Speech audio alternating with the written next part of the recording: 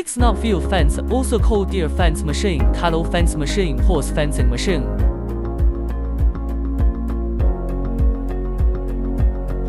It is a grassland, grazing, closed forest grassland, ecological protection fence. It is made up with high-strength galvanized steel wire by advanced machinery.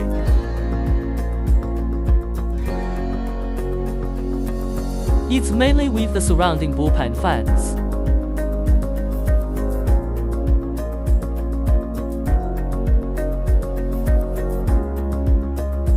Its main feature is to prevent cattle, sheep, horses, rabbits, and some grassland.